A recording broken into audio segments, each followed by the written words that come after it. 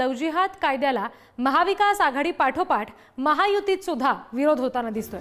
केंद्रीय सामाजिक मंत्री रामदास आठवले यांनी लव्ह जिहादला विरोध केलाय। हिंदू मुस्लिम मुलं मुली एकत्र आले तर त्याला लव्ह जिहाद म्हणणं योग्य नाही असं आठवले यांनी म्हटलेलं आहे। राज्यामध्ये जातीय सलोखा राहणं गरजेचं असल्याचं मत सुद्धा आठवलेंनी व्यक्त केलं।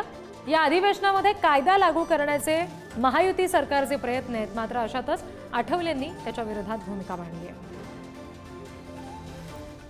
जिहादबद्दल माझं मत असं आहे की एवढी भूमिका अशी घेणं योग्य नाही असं माझं मत आहे। त्यामुळे समिती ते नेमली असेल, शुक्ला मॅडमच्या अध्यक्षतेखाली त्यांनी अभ्यास करावा। माझं व्यक्तिगत मत असं आहे की याला लगेच हिंदू आणि मुस्लिमाचं लग्न झालं की त्याला लव्ह जिहाद म्हणू, त्याला हे करता कामा नये। हे बघा, लव्ह जिहाद हे प्रकरण जे आहे अत्यंत गंभीरतेने सरकारने घेतलेलं आहे। गेल्या 4-5 वर्षाचा जर त्यांचा रेशिओ पाहिला तर जवळपास 1.25 लाख असे प्रकरण या महाराष्ट्रात घडलेले आहे आणि दरवेळेला ते प्रकरण घडताना त्या मुलींचा कुठेही तपास लागलेला नाही। म्हणून आता हा लव्ह जिहादचा एक नवीन कायदा आणायचा सरकारचा मानस जरूर आहे।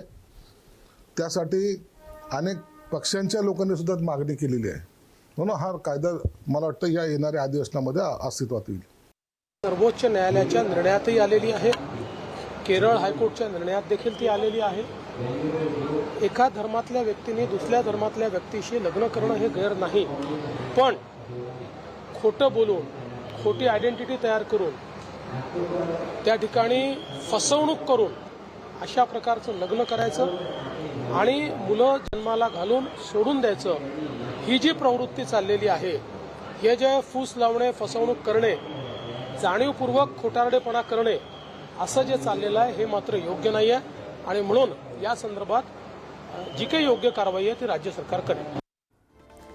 आणखी तपशील आपण घेणार आहोत। प्रतिनिधी सुशांत सावंत आपल्याशी पुन्हा एकदा जोडले गेलेत त्यांच्याकडून। सुशांत, महायुती सरकार एकीकडे सांगते, त्यांचे नेते सुद्धा सांगतात की येत्या अधिवेशनामध्ये हा मुद्दा उपस्थित होईल, पण आठवले आहेत जे त्याला विरोध करताना दिसत आहेत। महायुतीमध्येच कुठेतरी ही 2 वाक्य समोर येताना दिसत आहेत एकाच मुद्द्यावरची। आपण जर बघितलं असेल तर खरं तर याची सुरुवात जी आहे ती 2.5 वर्षापासून झाली। 2.5 वर्षापासून भाजप खऱ्या अर्थाने आक्रमक आहेत राज्यात लव्ह जिहाद कायदा आणण्यासाठी। अर्थात ही सुरुवातीला मागणी केली मंगलप्रभात लोढा, त्यानंतर नितेश राणे यांनी मागणी केली। नितेश राणे यांनी अनेक ठिकाणी या संदर्भातले मेळावे असतील, मोर्चे असतील काढले आणि त्यानंतर आता राज्यात सरकार आल्यानंतर खऱ्या अर्थानं एक समिती आता स्थापित करण्यात आलेली आहे। ही समिती खरं तर अभ्यास करणार, त्यानंतर अर्थसंकल्पीय अधिवेशनात हा कायदा जो आहे तो मांडला जाईल आणि त्याला मंजुरी देखील दिली जाईल। मात्र त्यालाच आता कुठेतरी महायुतीकडून विरोध होतोय। रामदास आठवले जे केंद्रीय मंत्री आहेत त्यांनी विरोध केलेला आहे।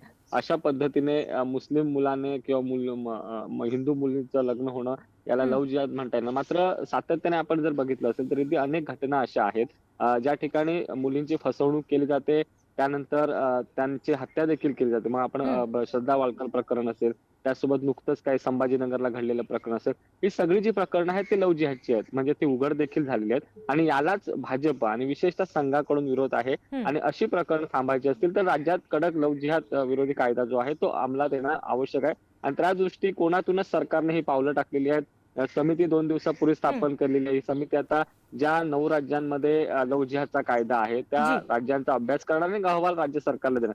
मात्र ते हे सर्व सरकार करत असताना महायुतीतीलच घटक पक्ष असलेले रामदास आठवले यांनी मात्र याला विरोध केल्यानं आता आश्चर्य व्यक्त केलं जात आहे। जी सुशांत, धन्यवाद दिलेल्या सगळ्या तपशिलांसाठी।